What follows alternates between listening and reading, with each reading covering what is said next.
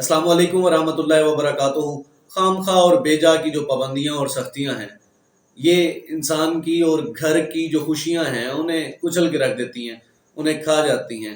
और इसी तरह मैं कहता हूँ कि जो घर की ख़वातीन हैं, वो बेशक बहू हो, बेटी हो, बहन हो या कोई भी हो, ये हमेशा मुस्कुराते हुए अच्छी लगती हैं। इन पे इस तरह की पाबंदियां आयद ना किया करें कि वो घर में रहते हुए भी अपनी मुस्कुराहटों से महरूम हो जाएं, उनकी मुस्कुराहट ना छीना करें, उन्हें हंसने मुस्कुराने की इजाज़त दिया करें, ये हक दिया करें। एक बात याद रखें, आपके जो घर की ख़वातीन हैं वो कोई भी हो, जब ये खुश रहेंगी तो आपकी आने वाली नस्लों का मुस्तकबिल यकीनन रोशन होगा। और अगर ये बेजार रहेंगी, ये खुद से मुतमईन नहीं रहेंगी, तो फिर आपकी आने वाली कई नस्लें तबाह हो सकती हैं।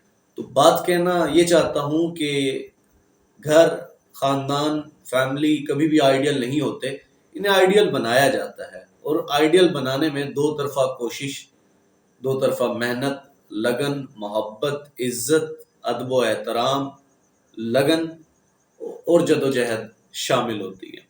आप ये एक्सपेक्ट ही नहीं कर सकते कि बर्दाश्त सिर्फ औरत करे, समझौता सिर्फ औरत करे, चुप सिर्फ औरत रहे, सब्र सिर्फ औरत करे, कोशिश औरत करे, मेहनत औरत करे, कुर्बानियाँ औरत दे, और फिर आप ये चाहें कि आपका घर आइडियल घर बन सके, आपकी फैमिली एक आइडियल फैमिली बन सके, तो फिर आप बेवकूफ़ हैं, आप अहमक हैं, कम अक्ल हैं, नादान हैं। ऐसा मुमकिन नहीं है। फैमिली आइडियल तब बनती है जब दो तरफा कोशिशें की जाती है, यानी कि कुछ आप बर्दाश्त करें, कुछ उनसे बर्दाश्त करने की तवक्को रखें। तभी घर अच्छे चलते हैं, तभी रिश्ते निभाए जाते हैं, तभी ताल्लुकात बेहतर होते हैं, तभी आने वाली नस्लों का रोशन मुस्तकबिल होता है, और तभी आने वाली जो नस्लें हैं वो एक मुआशरे के अच्छे अफराद बनते हैं। वो मुल्क के लिए कुछ कर पाते हैं, वो अपने लिए कुछ कर पाते हैं, वो आपके लिए कुछ कर पाते हैं। क्योंकि वो तमाम घराने जहाँ खुशियाँ बिखरी होती हैं, जहाँ लोग एक दूसरे के साथ जुड़े रहते हैं, जहाँ एक दूसरे की कदर की जाती है, जहाँ एक दूसरे को मोहब्बत दी जाती है, एक दूसरे को इज्जत दी जाती है, जहाँ अदब व एहतराम का ख्याल किया जाता है, जहाँ छोटे और बड़े पे ख़ास ख्याल रखा जाता है, बड़ों का एहतराम किया जाता है, छोटों पे शफ़क़त की जाती है, जहाँ हंसी मजाक का माहौल होता है, जहाँ लोगों को, घर वालों को हंसने की इजाज़त होती है, मुस्कुराने की इजाज़त होती है, जहाँ एक दस्तरखान पर बैठकर लोग खाना खाते हैं, जहाँ शौहर बीवी की और बीवी शौहर की इज्जत का लाज रखती है, जहाँ बच्चों के सामने एक दूसरे को कुछ नहीं कहा जाता, एक दूसरे की इज्जत नीलाम नहीं की जाती, एक दूसरे को गालियाँ नहीं दी जाती, एक दूसरे का सिर्फ और सिर्फ एहतराम किया जाता है। फिर अपने कमरे की हद तक अपनी चार दीवारी के अंदर चाहे एक दूसरे से लड़ते रहें, एक दूसरे को मारते रहें, लेकिन बच्चों से ये जो हालात हैं वो पोशीदा रखे जाएं तो फैमिली आइडियल फैमिली बन जाती है। यहाँ एक दोस्त का जिक्र करना चाहूँगा, अच्छी पोस्ट पे हैं माशाल्लाह, बहुत अच्छी पोस्ट पे हैं। तो मैं उनसे ऐसे, मेरी आदत है, मुशाहिदा करता हूँ, लोगों के तजर्बात जो हैं वो शेयर करता हूँ, उन्हें कहता हूँ कि मुझे बताएं। तो मैंने उन्हें कहा कि आपकी ज़िंदगी में आपकी कामयाबी का क्या राज है? कहते मेरे वालिद साहब का रवैया।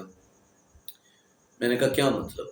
कहते वालिद साहब अनपढ़ थे, वालदा भी अनपढ़ थी, लेकिन मेरे वालिद साहब की कहते एक बड़ी बेहतरीन आदत थी वसीम भाई। मैंने कहा क्या? कहते मैंने कभी अपने माँ बाप को लड़ते हुए नहीं देखा। मैंने कहा यार ये कैसे मुमकिन है, मियाँ बीवी में लड़ाई ना हो?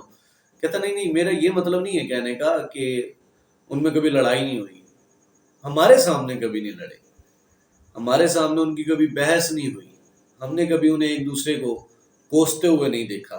कहते हमारे वाली साहब की एक बड़ी खूबसूरत आदत थी, बहुत अच्छी आदत थी, कि वो जब गुस्से में आते थे ना घर, वालदा पे कोई गुस्सा आया हुआ होता था, तो वो जब घर में दाखिल होते थे, आगे सामने देखते थे ना कि बच्चे बैठे हैं, तो पुरसकून हो जाते थे और बड़े प्यार से वालदा को कहते थे कि कमरे में आपसे बात करनी है।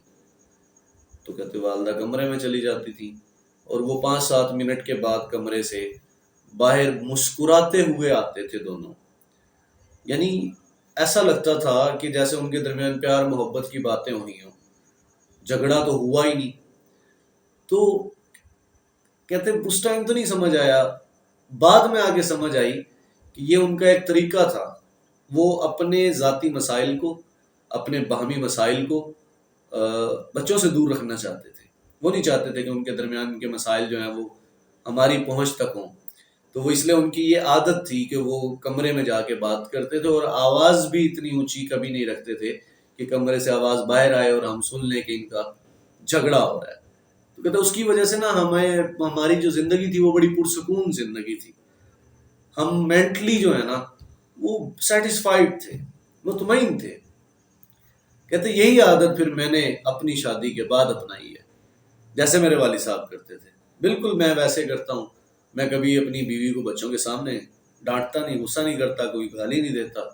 اگر مجھے اس پہ غصہ آیا بھی ہو تو میری یہی کوشش ہوتی ہے جب بچے نہ ہوں تب اس سے بات کروں، تب اپنا غصہ نکالوں یا جس طرح بھی مکالمہ کروں، لیکن بچوں کے سامنے میں اپنے ذاتی مسائل اپنی بیوی کے سامنے کو کچھ نہیں کہتا.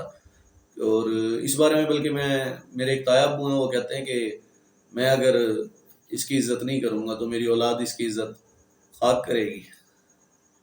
تو بچوں کے سامنے جب آپ ایک دوسرے کی عزت کریں گے تو بچے آپ کی عزت ضرور کریں گے.